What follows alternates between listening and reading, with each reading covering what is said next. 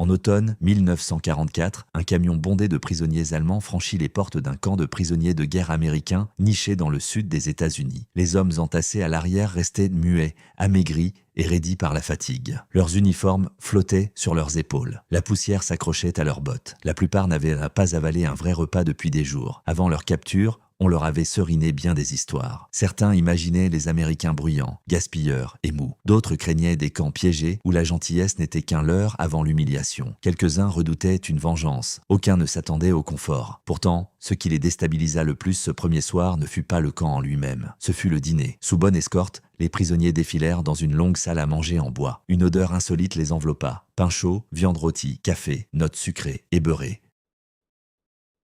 Ce parfum seul fit redresser la tête à plusieurs pour la première fois de la journée. Au fond de la pièce trônait un comptoir de service. Derrière, des cuisiniers américains s'activaient, treilles et casseroles en main. Les poêles métalliques s'entrechoquaient. De la vapeur montait sous les lumières jaunâtres. Le premier en file, un ancien mécanicien de Cologne, prénommé Otto Weiss, avança avec la prudence d'un homme flairant un piège. Une louche versa une épaisse soupe sur son plateau, puis des pommes de terre écrasées, des haricots verts, 2 tranches de pain. Otto cligna des yeux. Il observa le plateau, le serveur, puis de nouveau le plateau. Il s'écarta persuadé que c'était tout. Mais le suivant eut la même ration, et le suivant, et encore le suivant. Quand le premier groupe s'assit, la salle s'était presque tue, hormis le raclement des cuillères et un murmure incrédule. Au début, les hommes dévorèrent vite, sur la défensive, comme si on allait leur arracher la nourriture. L'un déchira son pain en miettes et en glissa discrètement dans sa poche. Un autre mâchait en jetant des regards par-dessus son épaule. Un troisième se signa avant la première bouchée. Otto goûta la soupe. Puis il se figea. Elle était brûlante, pas tiède ni claire, pas bouillie à outrance, brûlante, onctueuse, salée, gorgée de morceaux de viande et de légumes. Il n'avait pas savouré un plat pareil depuis plus longtemps qu'il ne voulait l'admettre. En face de lui, un jeune prisonnier nommé Émile murmura en allemand « Mange lentement ». Pourtant, Émile avait déjà entamé la moitié des pommes de terre, puis les Américains revinrent, plusieurs prisonniers se raidirent. Un cuisinier s'approcha avec un panier supplémentaire. Du pain tout frais. Il le posa au centre de la table et s'éloigna. Les Allemands le fixèrent. Personne n'osa se servir en premier. Un garde le remarqua et fit un geste nonchalant. « Allez-y », Otto fronça les sourcils. Il ne saisissait pas tout, mais le sens était clair. Le pain était pour eux. Émile jeta un œil autour. Pourquoi le laisse-t-il là ? Nul ne répondit. Un autre cuisinier repassa, remplissant les tasses de café. Un suivant offrit une plaque de soupe supplémentaire pour les volontaires. Ce fut là que la perplexité vira au choc. Un prisonnier, à l'autre bout, se leva même, persuadé d'une erreur. « Ça ne peut pas être qu'un seul repas », marmonna-t-il en allemand. Mais si, c'en était un, et ce n'était pas fini. Quelques instants plus tard, le dessert surgit. Pas réservé aux officiers, pas pour une élite, pour tous. De la croustade aux pommes dans des plats métalliques. Quelques Allemands éclatèrent de rire. Pas d'amusement, mais d'incrédulité. Après un repas copieux, un plat sucré semblait presque grotesque.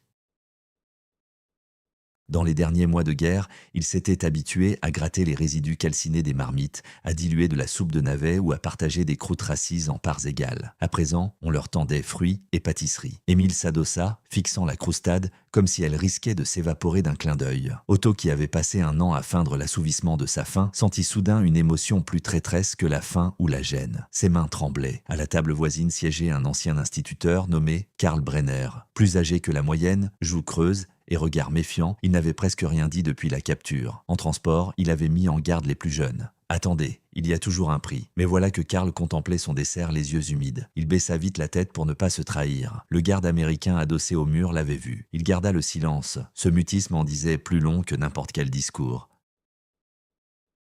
Pour la première fois depuis des mois, on ne les houspillait pas, ne les brusquait pas, ne les insultait pas, ne les menaçait pas. On les surveillait, oui, on les gardait, oui, mais on les nourrissait aussi, abondamment, sans relâche. Otto empoigna enfin la cuillère et perça la croustade. La croûte était moelleuse dessous, croquante dessus, les pommes sucrées. Il ferma les yeux une seconde. De l'autre bout de la salle, plusieurs hommes accéléraient au leur rythme, terrifiés à l'idée que la faim d'hier ne ressurgisse si vite le lendemain. D'autres, eux, prenaient tout leur temps, cherchant à étirer ce festin. L'un des captifs murmura dans un anglais hésitant. Le serveur, quinquagénaire, avec de la farine sur son tablier, acquiesça d'un signe. « 3 repas par jour », lança-t-il. Le Allemand le fixa, dubitatif, se demandant si c'était une farce. Il n'en était rien, le camp respectait les conventions internationales.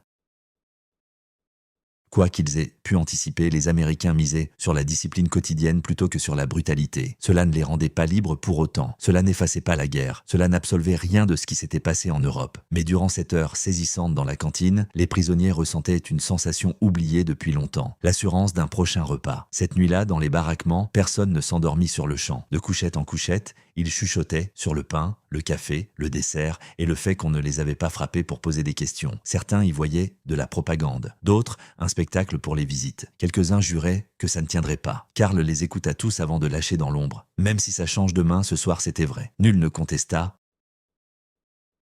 Les jours suivants, l'étonnement persista un peu. Le petit déjeuner offrait des œufs, de la bouillie d'avoine, des biscuits ou des crêpes, selon les stocks. Le déjeuner arrivait chaud, le dîner était copieux. Parfois des fruits, parfois de la confiture, parfois plus de pain qu'ils n'osaient en croire. Le plus déconcertant n'était pas tant la quantité que la régularité. Le corps s'habitue vite à la faim, mais à la sécurité, beaucoup plus lentement. Nombreux continuèrent à planquer de la nourriture sous les matelas pendant des semaines. D'autres engloutissaient trop vite et tombèrent malades, incrédules face à la promesse d'un repas futur. Quelques-uns se méfièrent de tout, y compris de la bienveillance. Pourtant, même les plus méfiants finirent par concéder, repas après repas, que le camp ne ressemblait en rien à leurs craintes. Otto fut celui qui évolua le plus. D'abord, obsédé par la nourriture, il se mit à observer le reste. Literie propre, visites médicales, corvées qui s'achevaient à l'heure, courriers traités, gardiens imposant l'ordre sans brimades inutiles. Le camp était rigoureux, mais structuré, prévisible. Face à l'effondrement qu'il venait de quitter, cette prévisibilité valait un luxe. Un après-midi, en aidant à décharger les provisions de cuisine, il aperçut des caisses de conserve, des sacs de farine et des boîtes de lait en poudre empilées au garde-manger. Il s'arrêta pour les compter. Un garde proche l'interpella. « Un problème ?» Otto secoua la tête avec lenteur. « En Allemagne, dit-il dans son anglais balbutiant, une cuisine pareille, personne ne croirait. » Le garde haussa les épaules. « La guerre, c'est le chaos, faut bien manger. » Une réponse si simple qu'Otto la grava en lui pour des années. Quote 11. Pas de discours, pas de leçon, pas de grand sermon moral, juste une phrase terre à terre d'un homme au boulot. Mais pour qui avait connu pénurie, débâcle et terreur, ces mots pesaient en une tonne. Des semaines plus tard, à l'arrivée d'un nouveau contingent d'Allemands, Otto se retrouva à la même table qu'il avait jadis approchée en défiance. Les arrivants arboraient la même mine que lui autrefois, émaciés, aux aguets, honteux de leur faim. On leur servit leur plateau, puis le pain, les ravitaillements, le dessert. L'un des novices souffla la même stupeur qu'avait connue Otto. « Ça peut pas être qu'un repas ?» Otto retint un sourire. Il le regarda et murmura en allemand « Non, c'est le dîner ». L'homme le dévisagea. L'espace d'un instant, le nouveau ne bougea pas. Puis il s'assit avec précaution, comme si le banc risquait de s'évaporer, et saisit sa cuillère à deux mains. Autour, la cantine vibrait des cliquetis de plateaux, des pas sur le plancher, et du miracle banal de gens se nourrissant à satiété. Pas du luxe, pas la liberté, pas le pardon, juste de quoi suffire. Et pour des hommes qui avaient oublié la sensation du suffisant, c'était plus bouleversant que l'opulence. C'était la preuve que le monde, même en guerre, n'était pas vide à ce point.